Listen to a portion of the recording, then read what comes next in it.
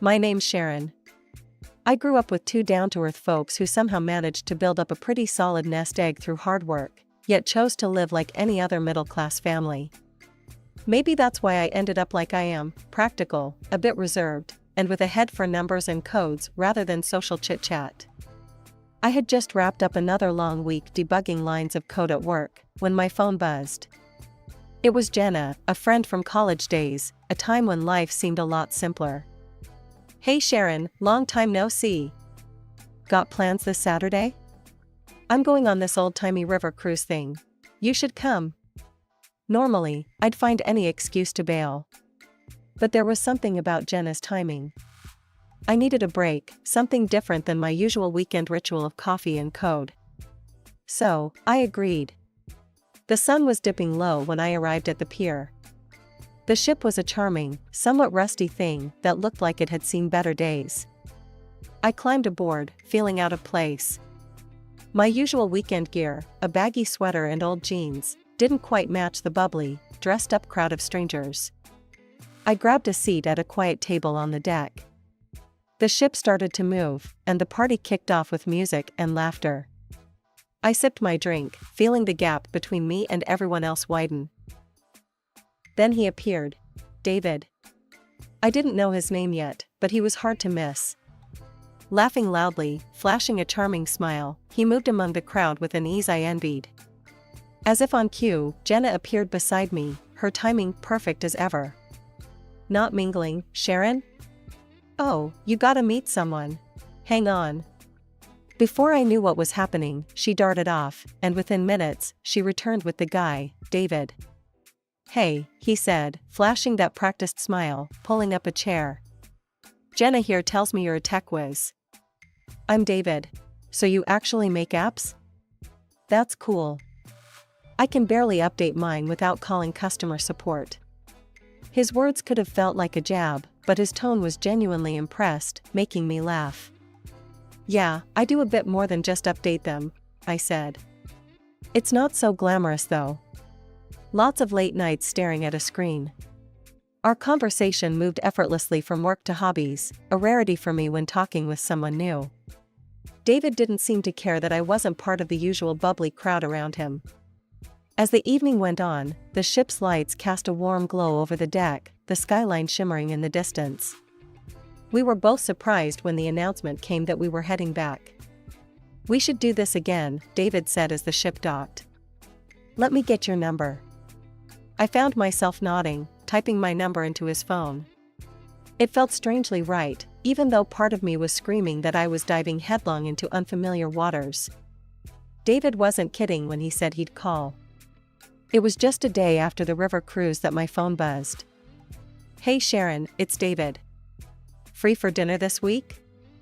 There's this quirky little place I think you'll dig." I agreed, more out of curiosity than anything. The quirky little place turned out to be a cozy diner tucked away in a side street, filled with vintage memorabilia and a jukebox playing old hits. It was perfect, laid back, no pretenses. As we sat down, David's charm was on full display. He ordered for us both, guessing my likes and dislikes as if he'd known me for years. It was flattering, and a little surprising. "You really get me, don't you?" I joked as the waitress brought over 2 milkshakes, his chocolate, mine strawberry, just the way I liked. "Hey, I pay attention," he winked. "So, tell me more about this app stuff. You building anything cool?" I talked about my latest project, trying to keep the tech jargon to a minimum. David listened, nodding along, but I could tell he was more interested in the person behind the code.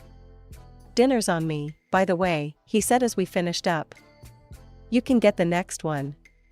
It was a small gesture, but it felt like a pact between us. Simple, easy. That's how our dates continued, casual meetups, long walks, dinners. David made everything feel uncomplicated. But a couple of months in, things took a slightly different turn. He suggested we meet his parents. I was nervous, obviously, but he brushed it off. "They're chill, you'll see." His parents lived in a well-to-do part of town. The house was large, immaculately kept. They welcomed us with warm smiles, ushering us into a living room that looked like it was straight out of a home decor magazine. "Sharon, lovely to finally meet you," his mother, Linda, greeted me with a hug. "David's told us so much about you." Dinner was served, and it was during the meal that the probing started. His father, George, led the charge. "So, Sharon, David tells us you're into the whole tech thing. Must be good money in that, eh?" I nodded, trying to keep my cool. "It's a growing field. I've been lucky." Linda chimed in, her tone casual, but her eyes sharp. "And they pay well at your company? Must be nice, being so young and independent." "Yeah, it's decent," I replied, focusing on my food. David kicked me lightly under the table, giving me a look that said to play along. As we continued eating, the questions veered towards my family. "And your parents, what do they do?" George asked, sipping his wine. "They're retired now. My dad used to run a small business." "Oh, interesting," Linda said, a flicker of disappointment passing over her face. "And they must be proud of you, making your own way." The rest of the evening passed with more small talk, but I couldn't shake off the feeling that I'd just been subtly interrogated. On the drive back, I brought it up with David. "Your folks sure ask a lot about money," I said, trying to keep it light. David just laughed. "That's just them being curious. Don't sweat it." But something didn't sit right. It felt like they were sizing me up, calculating something beyond my compatibility with their son. I shook the thought away, attributing it to nerves. My parents lived in a simple, cozy home, the kind you'd pass without giving a second glance. I loved it for what it represented, a life of genuine contentment without the flash. As David and I drove up, I could see my dad waiting by the door, his expression unreadable. "Hey, this is it?" David asked, looking around as if he expected something more. "Yep, this is home," I said, forcing a smile. "It's not big, but it's got heart." Inside, my mom had laid out a modest spread of home-cooked meals, which I knew David wasn't used to. My dad extended his hand with a firm grip. We settled into the living room, and the small talk began. It was stilted, the air thick with an unspoken tension. David's eyes wandered around the room, taking in the outdated furnishings and family photos lining the shelves. "So, Mr. Martin, Sharon told me you used to run a business. What was it?" David asked, his voice dripping with a curiosity that seemed more about sizing up than genuine interest. Dad chuckled, a sound that didn't reach his eyes. "Oh, a little of this and that. Ended up trucking for the most part before retiring. Nothing glamorous." "And Mrs. Martin has always been a homemaker?" David continued, his glance briefly meeting mine, as if trying to find flaws in my background. "That's right," Mom answered with a smile, her warmth unfazed by the undercurrents. "It's been a good life, not about the money, but about being together as a family." I could see Dad's jaw tighten as David nodded politely, clearly unimpressed. Dinner was a quiet affair. David complimented the food, but the conversation soon lagged again. After the meal, we walked David to his car. "Think about what I said, Sharon. No rush on the wedding," Dad whispered to me as we stood at the doorstep, David out of earshot. I hugged him, the worry in his eyes gnawing at me. But I was too far gone, too wrapped up in what I felt for David to heed the warnings. Our wedding was exactly like I wanted, simple and intimate. We exchanged vows in a small chapel, with only a few friends and family. It wasn't about the spectacle, but the commitment. After the ceremony, we moved into my place, a modern apartment I had splurged on.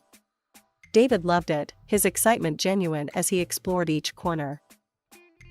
"This is all ours now, huh?" he said, wrapping his arms around me from behind as I looked out over the cityscape from the living room window. "Ours," I affirmed, leaning back into his embrace. The apartment felt like a new beginning, a step into our future together. Life with David settled into a comfortable rhythm, one where my higher salary was just another part of our day-to-day. It didn't bother me. I loved what I did and was glad it brought more than just personal satisfaction, it brought stability. His parents, Linda and George, were always sweet to me, especially around holidays and their birthdays. I guessed it was because I didn't skimp on gifts. A fancy blender for Mother's Day, a high-end drill set for Father's Day, you name it, I probably bought it for them at some point. As Christmas rolled around, the gift expectations seemed to have skyrocketed. We were at their house, sipping on coffee when Linda, with a casual flick of her magazine, mentioned, "You know, Sharon, George and I have been thinking about getting new phones. The latest models just came out." I almost choked on my coffee. "Oh, those are pretty pricey, aren't they?" Linda nodded, her eyes not leaving mine. "Yes, but you know, nothing but the best for us, right?" I hesitated, feeling the trap. "Well, of course, but don't you think those phones are a bit excessive?" "I just mean, for what you use a phone for, you don't need the top of the line. It's more sensible." Linda's face tightened. "Sensible or cheap?" David stood up, his chair scraping loudly against the floor. "Mom's right. Why are you being like this, Sharon? It's Christmas." I stood too, feeling cornered. "I'm not trying to be cheap. I just don't see the point in splurging on tech that isn't essential. It's wasteful." David's voice was cold. "So, caring for my parents is wasteful now?" "No, that's not what I said." But he was already heading for the door. He barely spoke to me, and when he did, it was clipped and distant. I was in turmoil, not wanting to lose him, but feeling the unfairness of the situation weighing heavily on me. Finally, unable to bear the Cold War any longer, I caved. I bought the smartphones. Top of the line, the latest model, one for each of them. When I handed the gift-wrapped boxes to Linda and George, the transformation was almost comical. "Oh, Sharon, you didn't have to," Linda exclaimed, her voice dripping with something that sounded like victory. George clapped me on the back, a wide grin spreading across his face. "That's my girl. Knew you'd come through." David's mood magically improved.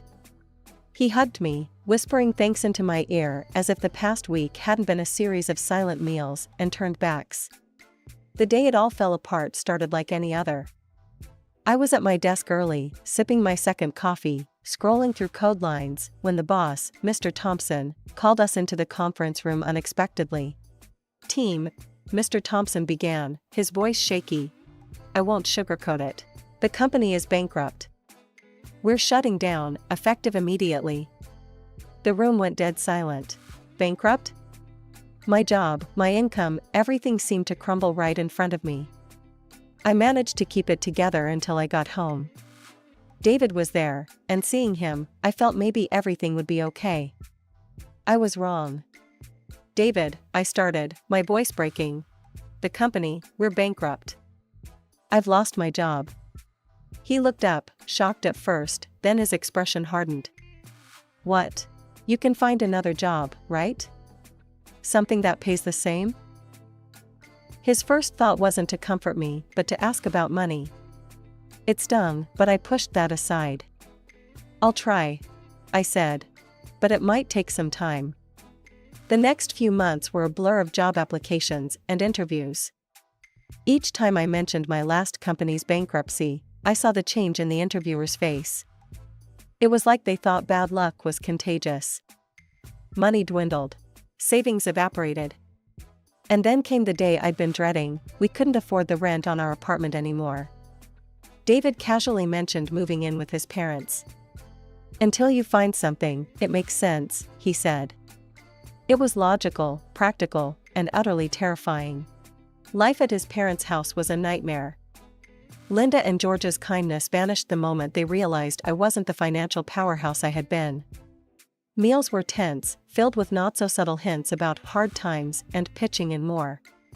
One evening, as I was finishing up some freelance work, Linda walked in. "Sharon, dear, try to keep the showers short, will you? Water bills aren't cheap, you know." Dinner that night was an ordeal. I sat down at the table, and George started in before I even took a bite. "You know, Sharon, we're happy to help you two out, but you living here, it's a lot of extra expense. We're not the bank. My fork froze midair. I understand. I'm trying to find work. It's just been tough. David said nothing, just kept eating, his silence a heavy blanket smothering the room. The next few weeks, David's temper grew short. He'd snap over little things, dishes left out, lights left on.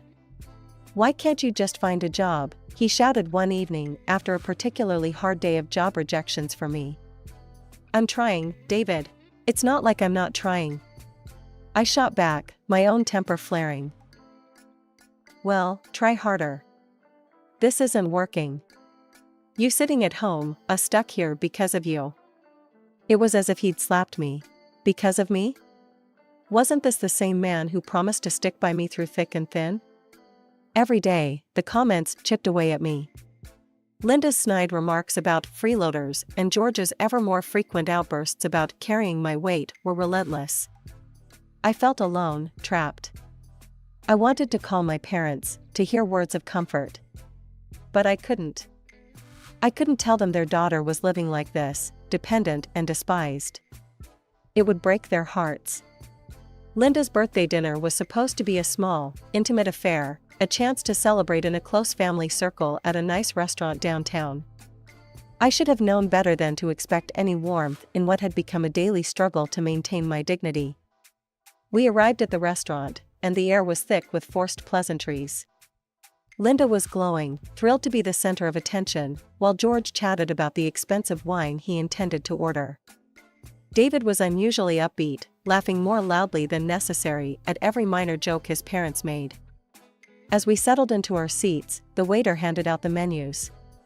I noticed mine looked different, thinner. Confused, I opened it to find a much more limited selection. Glancing around, I saw David and his parents poring over pages of gourmet dishes. "Why do I have a different menu?" I asked, trying to keep my voice steady. David glanced at my menu, then smirked. "Oh, that's the budget menu. We thought that'd be more suitable for you right now." Linda chuckled. "Yes, you know, with no job, you shouldn't be looking at expensive meals. We have to economize somewhere." George joined in with a hearty laugh. "Exactly. Maybe just stick to the bread and water, eh?" I stared at them, the words slicing through me. David laughed along with his parents, thinking it was all a big joke. The humiliation burned in my cheeks, the stares of other diners piercing me as some started whispering, pointing their phones in our direction. "On bread and water?" I stood up, my hands trembling. "When I had money, you all loved the gifts I gave. You loved going out and ordering whatever you liked, because I was paying.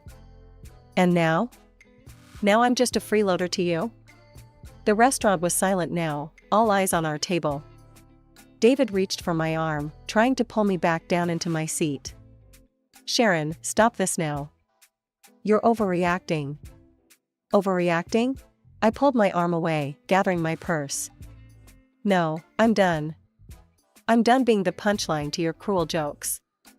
With every eye in the restaurant on us, David and his parents sat frozen, red-faced as whispers filled the room.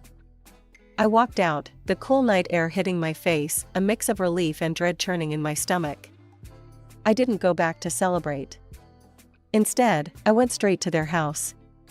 My hands shook as I packed my bags, throwing in everything I could think to grab. Driving back to my parents' house was a journey filled with mixed emotions. The last few months had drained me, and returning to my childhood home felt both like a defeat and a sanctuary. I found my dad in his usual spot, the old recliner in the living room, reading a newspaper. He looked up, his expression changing from surprise to concern as he took in my state. "Sharon, what happened?" he asked, his voice steady but worried. I sank onto the sofa, the weight of everything crashing down. "Dad, it's all gone wrong. David, his parents, they were just using me. And now, I've lost my job, my marriage, everything." Dad set his paper aside, his brow furrowed. "I saw it, Sharon. I saw it from the start, but you had to see it for yourself. They were freeloaders, parasites." Tears welled up as his words confirmed my worst fears. "I feel so foolish. And now, I've got nothing left. Dad leaned forward, his eyes locking with mine. You're wrong there. You've got something, they can't take it away. Your brains, your talent. Remember who you are. He stood up, walking over to his desk in the corner of the room. He pulled out a checkbook and began writing.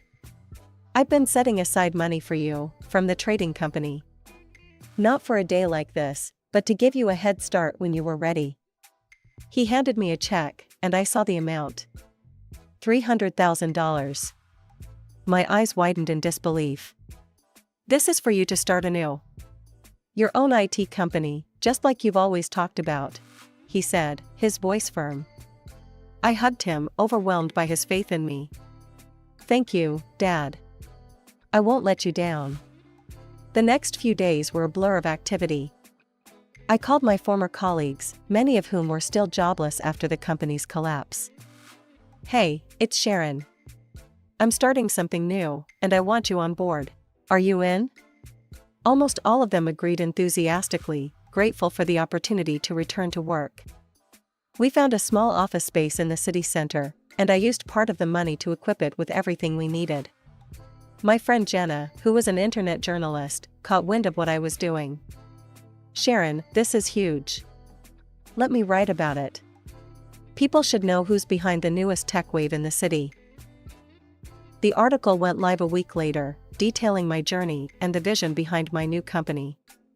It caught the attention of potential clients, and soon, we had our first contracts. The call from David came out of nowhere. His voice was cold, detached. Come over tomorrow. The divorce papers are ready. I arrived at the familiar house the next morning, bracing myself for whatever lay ahead. David opened the door, not even bothering with a hello, just a nod toward the living room where his parents sat, looking as smug as ever. There she is, the freeloader, Linda muttered loud enough for me to hear as I entered. I ignored her, focusing on David, who was holding out a stack of papers. Sign here, he said, pointing indifferently to the line at the bottom of the page. His contempt was palpable, but I wasn't there to make amends. I took the pen and signed my name, each stroke a final goodbye to the life I once feared losing. As I set the pen down, George chuckled. Well, that's one problem solved. Good riddance. David's eyes were on the papers, but Linda was looking directly at me, her gaze a mix of triumph and relief. We're finally free of the burden. Hopefully, you can manage on your own without leeching off someone else. I smiled, feeling a surge of satisfaction knowing what I was about to reveal. Actually, I've managed quite well. I pulled out my phone, tapping swiftly, and then showed them the screen. You might find this interesting. The article popped up, titled Rising Star in Tech, Sharon Martin Launches Innovative IT Firm. I watched their faces as they read, their expressions shifting from confusion to shock. Sharon, where did you get the money for this? David stammered, his earlier disdain replaced by disbelief. My father, I said simply, locking eyes with him. Martin. The owner of the trading company you never cared to ask about, because we lived too simply for your tastes. David's mouth opened and closed, words failing him. Linda's face had gone pale, her earlier smugness wiped clean. But, why the modest house? Why live like that if you had money? We never aspired to luxury, I replied, my voice steady. We valued other things, unlike some. The air was thick with their shock and my newfound freedom. David's parents started stammering, tripping over apologies. Oh, Sharon, we didn't mean. I held up my hand, stopping them mid-excuse. Save it. You showed me your true colors, and I've learned from it. I turned to leave, their pleas fading behind me. As I walked out, David followed me to the door, desperation lining his features. Sharon, can we start over? I didn't mean any of this. We can fix it. I looked back, meeting his gaze one last time. No, David. We can't. Goodbye. That final goodbye was the closure I needed. As I drove away, my phone buzzed with incoming texts, more pleas from David and his parents. But I was done. I replied with a single word that felt like the final nail in the coffin of that chapter of my life: no. Back at my new office, I took a deep breath. Starting over hadn't been easy, but as I looked around at the busy faces of my employees, I knew I had made the right decision. These were the people I wanted to invest in, those who valued hard work and innovation, not the price tag attached to their relationships.